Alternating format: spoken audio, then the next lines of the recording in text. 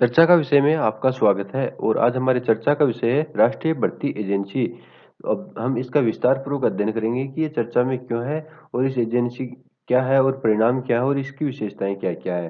तो चलिए दोस्तों शुरू करते हैं। सबसे पहले चर्चा में क्यों। तो यानी दोस्तों जो राष्ट्रीय भर्ती एजेंसी है वो चर्चा में क्यों है। दोस्तों मंत्रिमंडल द्वारा केंद्र सरकार की नीतियों के लिए भर्ती प्रक्रिया में परिवर्तनकारी सुधार लाने के लिए राष्ट्रीय भर्ती एजेंसी के गठन की मंजूरी दी गई है। यानी एनआरए के गठन की मंजूरी दी गई है केंद्र सरकार के द्वारा। जो एनआरए है जो एनआरए एक बहु एजेंसी निकाय है, यानी बहु काफी यानी बहुत बहु का मतलब ज्यादा एजेंसियों को मिला के एक एजेंसी का निर्माण किया गया है या एक निकाय का निर्माण किया गया है जिसके द्वारा उम्मीदवारों को शॉर्टलिस्ट करने हेतु सामान्य योग्यता परीक्षा जिसे सीईटी के नाम से जाना जाता है को शुरू किए जाने का प्रस्ताव किया है। यानी जो राष्ट्रीय भर्ती एजेंसी है वो एक बहु एजेंसी है और उसके जो अब एनआरए है वो उम्मीदवारों को शॉर्टलिस्ट करने हेतु सीईटी को शुरू करने जा रही है। दोस्तों जो सीईटी है उसका आयोजन 2021 से किया जाना है, यानी 2021 से सीईटी का आयोजन किया जाना है। अब दोस्तों आगे बढ़ते हुए बात करते हैं राष्ट्रीय भर्ती एजेंसी क्या है। तो दोस्तों राष्ट्रीय भर्ती एजेंसी एनआरए एक बहु एजेंसी निकाय है जिसका हमने अभी चर्चा की कि ये बहु एजेंसी निकाय है। अब देखते हैं बहु एजेंसी निकाय किस किस प्रकार से या किस किस संस्था का बहु एजेंसी निकाय। दोस्तों इसमें रेलवे मंत्रालय, वित्त मंत्रालय, वित्तीय सेवा विभाग, कर्मचारी चयन आयोग जिसे हम एसएससी बोलते हैं, रेलवे भर्ती बोर्ड आरआरबी और बैंकिंग कर्मिक चयन संस्थान आईबीपीएस के प्रतिनिधि शामिल होंगे। यानी जो बहु एजेंसी निकाय है इसमें इतने लोग हैं वो शामिल होंगे और एक विशेषज्ञ निकाय के रूप में एनआरए केंद्र सरकार की भर्तियों के क्षेत्र में अत्याधुनिक प्रौद्योगिकी एवं सर्वोत्तम प्रक्रियाओं का पालन करेगी। यानी जो ये निकाय बनेगा इसके अंदर जो लोग शामिल होंगे वो जो जितनी भी केंद्र सरकार की या सेंट्रल गवर्नमेंट की जितनी भी वैकेंसियां होती हैं, जितनी भी भर्तियां होती हैं, जितने भी रिक्वायरमेंट्स होते हैं उनके ऊपर चर्चा करेगी और उस उन जो भर्तियां होगी उनको अत्याधुनिक तरीके से और टेक्नोलॉजी के माध्यम से उनका पालन करवाएगी।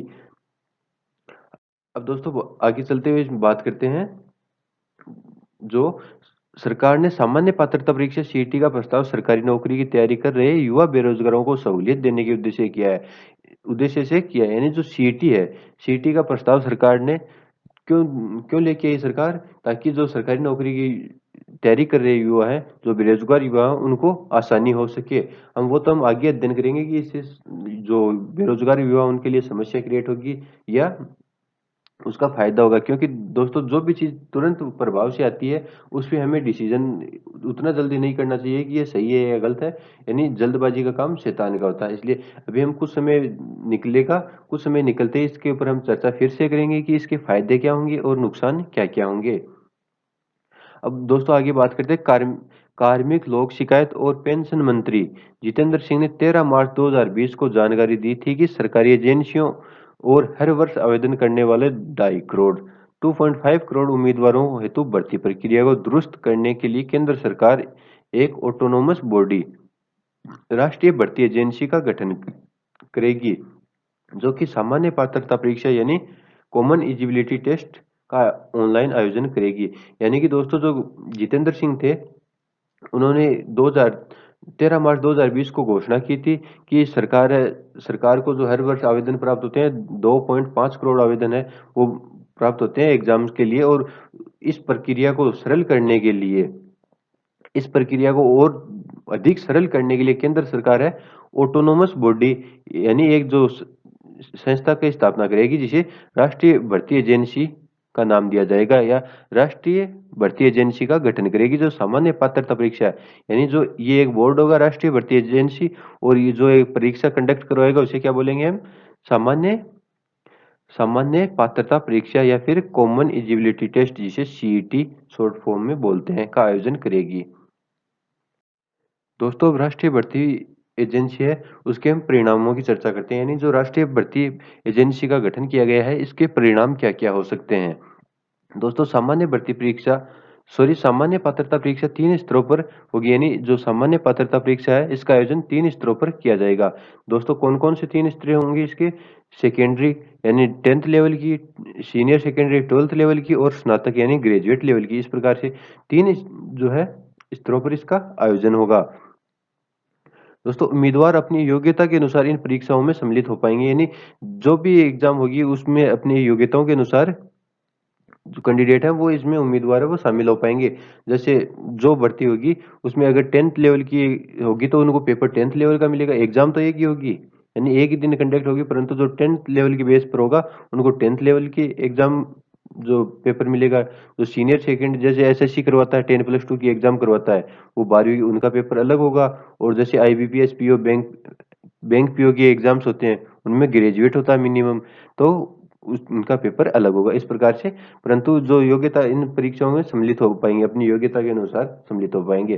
सामान्य पात्रता परीक्षा से उम्मीदवारों को अलग अलग भर्ती परीक्षाएं नहीं देनी पड़ेगी। दोस्तों सबसे बड़ी बात, अलग अलग भर्ती परीक्षाएं नहीं देनी पड़ेगी। इससे केवल और केवल एक ही भर्ती परीक्षा लगेगी, यानी जो इंट्रेंस एग्जाम है, वो जो इसको हम प्रीलिम्स बोलते हैं, यानी जो प्रीलिम्स एग्जाम है वो प्रीलिम्स एग्जाम केवल और केवल एक ही होगी सबकी।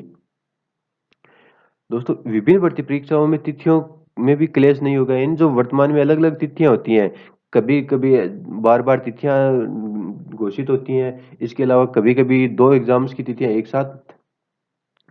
साथ हो जाती हैं। इस वजह से तिथियों में भी हमें समस्या देखने को मिलती है या क्लेश देखने को मिलता है। वो नहीं होगा क्योंकि सारी एग्जाम्स होंगी, जितनी भी एग्जाम्स होंगी जो आरआरबी कंडक्ट सॉरी जो नेशनल रिक्रूटमेंट एजेंसी है वो कंडक्ट करवाएगी, उसमें वो एक ही एग्जाम कंडक्ट करवाएगी, उससे तिथियों का क्लेश नहीं होगा। उम्मीदवारों को अलग अलग फॉर्म भरने में बार बार शुल्क देने की बजाय एक ही परीक्षा के लिए शुल्क का भुगतान करना होगा।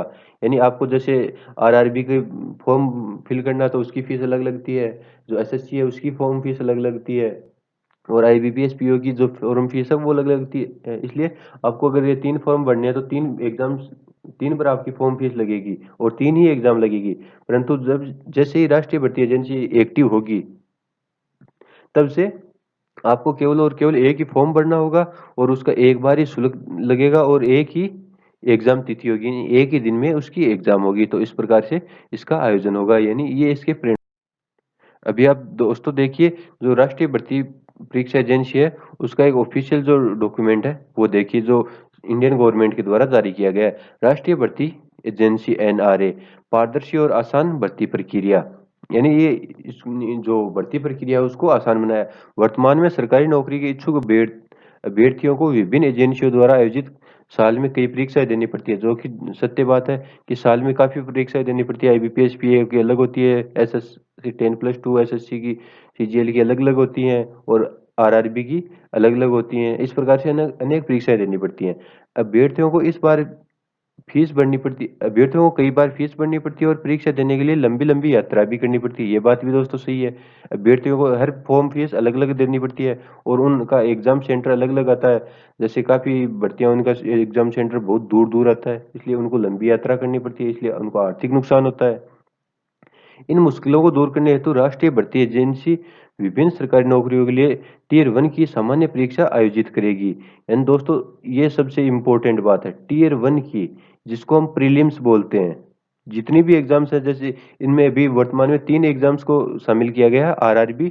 जो आरआरबी जो रेलवे रिक्रूटमेंट बोर्ड है, आईबीपीएस है जो बैंक की एग्जाम करवाता है, जो एसएससी यानी एसएससी की जितनी भी जो एग्जाम है वो इन 3 एग्जामों को इसमें शामिल किया गया है। और इन तीनों ही एग्जामों में डबल और ट्रिपल टियर में एग्जाम होती है, जैसे पहले प्रीलिम्स, मेंस और फिर इंटरव्यू, इन 3 लेयर होती हैं। तो इसमें जो एनआरए है, एनआरए में जो टियर 1 की सभी एग्जाम है, जितनी भी एग्जाम में होती हैं, जो तीनों बोर्ड हैं, जैसे पहले थे एसएससी, आईबीपीएस और आरआरबी, तीनों बोर्ड थे, इनकी टियर 1 की एग्जाम अब कौन कराएगा दोस्तों? एनआरए। टियर 2 और टियर 3 है वो ये एजेंसियां खुद करवाएंगी, एसएससी, आईबीपीएस और आरआरबी तीनों खुद करवाएंगी। परंतु जो टियर 1 की एग्जाम है, 3 प्रीलिम्स हैं, अब 3 प्रीलिम्स नहीं होगी आपकी, अब एक ही प्रीलिम्स होगी जो तीनों भर्तियों के लिए मान्य होगी। दोस्तों एनआरए की पहल से अभ्यर्थियों व संबंधित भर्ती एजेंसियों का बोझ कम होगा। दोस्तों ये भी चीज है, क्योंकि अब जैसे आरआरबी का सिलेबस अलग है, एसएससी का सिलेबस अलग है, आईबीपीएस का अलग है, इसलिए अगर तीनों कोई भी कैंडिडेट है वो के फॉर्म अप्लाई नहीं कर सकता। उनको उसके ऊपर बोझ बहुत ज्यादा हो जाता है तीनों की तैयारी करना। और इसी के साथ ही जो एजेंसियां होती हैं उनके ऊपर भी बहुत ज्यादा बोझ होगा, जो कम हो जाएगा। अब दोस्तों आगे बढ़ते हैं। दोस्तों अब बात करते हैं जो राष्ट्रीय भर्ती एजेंसी है उसकी विशेषताएं क्या क्या है। दोस्तों एनआरए के तहत एक परीक्षा में शामिल होने से उम्मीदवारों को कई पदों के लिए प्रतिस्पर्धा करने का अवसर मिलेगा। अभी तो दोस्तों जैसे एनआरए हो जाएगी, एक्टिव हो जाएगी, उसमें अभी तो इसमें केवल तीन ही जो बोर्ड है उनको शामिल किया गया है, एसएससी, आईबीपीएस और आरआरबी, इन तीन को ही शामिल किया गया है। परंतु धीरे धीरे इसमें बात चल रही है कि सभी बोर्ड हैं, लगभग 20 बोर्ड संचालित हैं भारत में, उन सबको मर्ज कर दिया जाएगा, यानी जो एनआरए है उसके अंतर्गत शामिल कर दिया जाएगा। तो दोस्तों जो तीन बोर्ड हैं उन तो अभी तीन बोर्ड की तीन जो प्री एग्जाम या टीयर फर्स्ट की जिसको हम एग्जाम बोलते हैं, वो तीनों बोर्ड की अलग अलग लगती है। इसलिए हर जो तीनों बोर्ड के जो जो तीनों एग्जाम्स के जो कैंडिडेट्स हैं वो तीनों एग्जाम नहीं दे पाते, क्योंकि सिलेबस भी अलग है और पढ़ना भी बहुत ज्यादा पड़ता है, इसलिए बहुत ज्यादा बोझ रहता है। इस वजह से तीनों जो टीयर की एग्जाम है वो अलग अलग होती है। परंतु जैसे ही एनआरए एक्टिव हो जाएगा, जो उनका नया सिलेबस डिसाइड होगा और नए तरीके से एग्जाम करवाई जाएगी, इस तरह से उनको एक ही एग्जाम के माध्यम से तीन एग्जामों में क्वालिफाई होने का मौका मिलेगा। दोस्तों इसके बाद बात करते हैं दोस्तों, एनआरए वर्ष में 2 बार ऑनलाइन माध्यम से सीईटी आयोजित करेगा। यानी जो एनआरए बोर्ड है, जो नेशनल या राष्ट्रीय भर्ती एजेंसी है, नेशनल रिक्रूटमेंट एजेंसी है, वो एक साल में 2 बार ऑनलाइन माध्यम से सीईटी जो है उसका आयोजन करेगा। दोस्तों अब बात करते हैं कि अभ्यर्थियों का पंजीकरण, रोल नंबर, एडमिट कार्ड, अंक पत्र, मेधा सूची आदि ऑनलाइन माध्यम से संचालित की जाएंगी। यानी ये सारी चीजें हैं वो ऑनलाइन होगी, जो अभी भी वर्तमान में भी काफी एग्जाम्स में ऑनलाइन होती हैं, जैसे रोल नंबर वगैरह, एडमिट कार्ड, आपका जो एग्जाम फॉर्म भरना, अंक पत्र यानी कट ऑफ वगैरह सब ऑनलाइन होती हैं। दोस्तों सीईटी अनेक भाषाओं में उपलब्ध होगी। दोस्तों जो सीईटी एग्जाम है वो वर्तमान की तरह ही अनेक भाषाओं में उपलब्ध होगी। अभी वर्तमान में इसको फर्स्ट ईयर के लिए 12 भाषाओं की अनुमति अनुमति नहीं बोल सकते, परंतु इसको बोल सकते हैं कि 12 भाषाओं में ये आयोजित की जाएगी। और धीरे धीरे जैसे जैसे समय होगा, समय के साथ सभी भाषाओं में ये उपलब्ध हो जाएगी सीईटी। यानी अभी तो वर्तमान में तो 12 भाषाओं के लिए इसको जो शुरू किया गया है, 12 भाषाओं में, जो भारत की जो 12 भाषाएं हैं उनमें इस एग्जाम को शुरू किया जाएगा। दोस्तों ये देश के विभिन्न हिस्सों में लोगों को परीक्षा में बैठने और चयन होने के समान अवसर प्राप्त करना सुविधाजनक बनाएगी। दोस्तों सबसे बड़ी बात है कि पूरे देश के सभी हिस्सों में अब एक ही एग्जाम लगेगी, जैसे सेंट्रल लेवल की जितनी भी एग्जाम्स होती हैं उसमें समान अवसर मिलेगा सबको, यानी एक ही भर्ती के माध्यम से किसी में मतभेद नहीं रहेगा, किसी में कोई भी विवाद की स्थिति नहीं रहेगी। इसलिए ये चीज भी इसमें सुविधाजनक हो गई। दोस्तों सीईटी बहुविकल्प प्रश्नों पर आधारित परीक्षा होगी और इसका स्कोर कार्ड 3 वर्षों तक मान्य होगा। यानी जो सीईटी होगी दोस्तों वो ऑप्शनल होगी, इसमें आपको मल्टीपल ऑप्शन में से चूज करना होगा। और इसका जो स्कोर कार्ड है वो 3 वर्षों तक मान्य होगा, यानी आपने एक बार सीईटी एग्जाम दे ली तो उसका स्कोर कार्ड 3 वर्षों तक मान्य होगा। यानी सीईटी है वो जो टीयर फर्स्ट की एग्जाम है उसका जो रिजल्ट है आपका 3 वर्ष तक वैलिड होगा।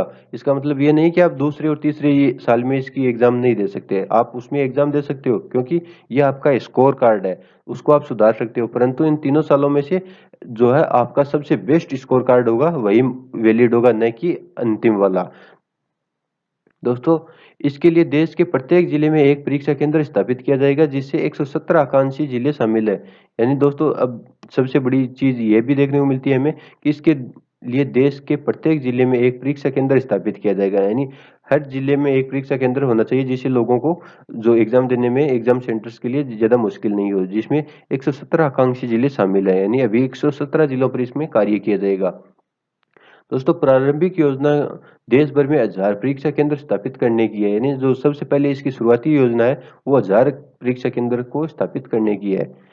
इसमें गरीब पृष्ठभूमि के उम्मीदवारों को राहत मिलेगी। वही बात है कि एग्जाम सेंटर होंगे तो उनका आर्थिक रूप से धन की बचत होगी। सीईटी में भाग लेने के लिए अवसरों की संख्या की कोई सीमा नहीं है, यानी आप सीईटी में कितनी भी बार एग्जाम दे सकते हैं। यानी जब तक आपकी ओवर एज नहीं हो जाती तब तक आप इसमें सीईटी की एग्जाम दे सकते हैं। यानी जो मैक्सिमम चांस है एग्जाम्स के, वो इसमें कोई सीमा उसकी तय नहीं की गई है। यानी साल में 2 बार सीईटी होगी, आप 2 बार दे सकते हो। और जब तक आपकी एग्जाम नहीं होती है तब सॉरी जब तक आपकी एज नहीं होती है, एज ओवर नहीं होती है, तब तक आप सीईटी कितने भी बार दे सकते हो।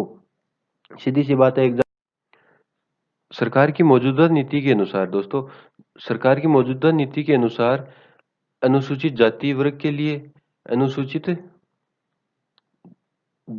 अनुसूचित जनजाति वर्ग के लिए, अनुसूचित जाति वर्ग के लिए, अन्य पिछड़ा वर्ग के लिए तथा अन्य श्रेणियों के उम्मीदवारों को ऊपरी आयु सीमा में छूट दी जाएगी। यानी दोस्तों जो सरकार की जो रिजर्वेशन से रिलेटेड वर्तमान में पॉलिसी है, वो सेम इस पे भी लागू रहेगी।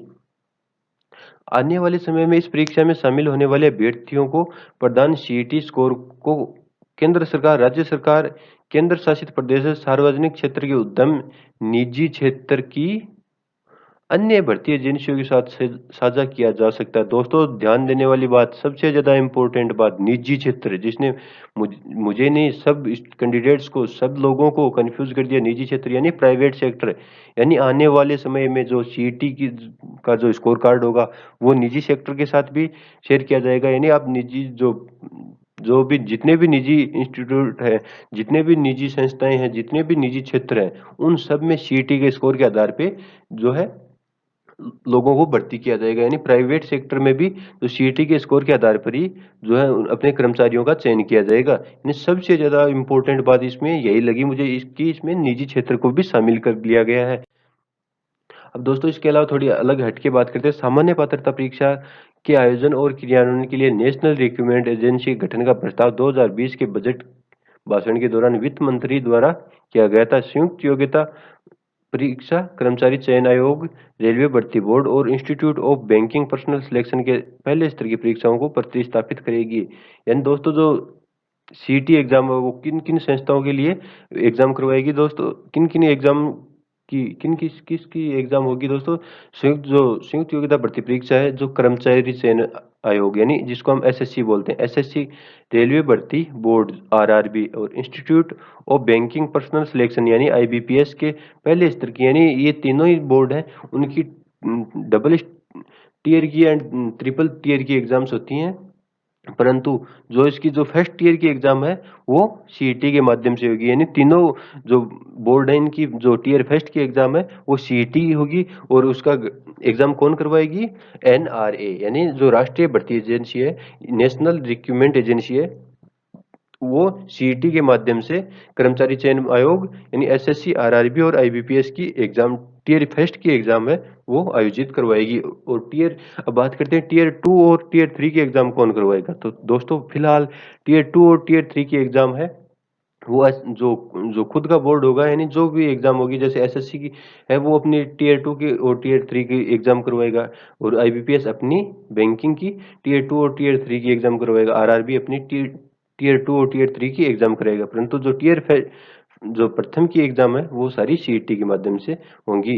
राष्ट्रीय भर्ती एजेंसी के लिए 1517.57 करोड़ रुपए की स्वीकृति प्रदान की गई है। यानी इस भर्ती एजेंसी के लिए 1517.57 करोड़ रुपए की स्वीकृति प्रदान की गई है। वह 3 वर्षों की अवधि में किया जाएगा। यानी जो ये पैसे है वो 3 वर्षों की अवधि में इस एजेंसी को दिए जाएंगे। एनआरए की स्थापना के अलावा 117 आकांक्षी जिलों में परीक्षा आधारभूत ढांचा स्थापित करने के लिए भी राशि का खर्च होगा। यानी जो इसकी स्थापना के अलावा, यानी जो खर्चा इसकी स्थापना में आएगा, उसके अलावा जो 117 आकांक्षी जिले हैं उनमें परीक्षा आधारभूत ढांचा स्थापित करने के लिए भी राशि खर्च की जाएगी। और ये 117 जो आकांक्षी जिले हैं वो जिले होंगे जो बहुत ही पिछड़े हुए क्षेत्र की दृष्टि से होंगे। यानी जो पिछड़े हुए जिले होंगे उनको 117 जिलों को इसमें शामिल किया जाएगा। तो दोस्तों आज की चर्चा के विषय में बस इतना ही, मिलते हैं नेक्स्ट वीडियो में, तब तक के लिए गुड बाय।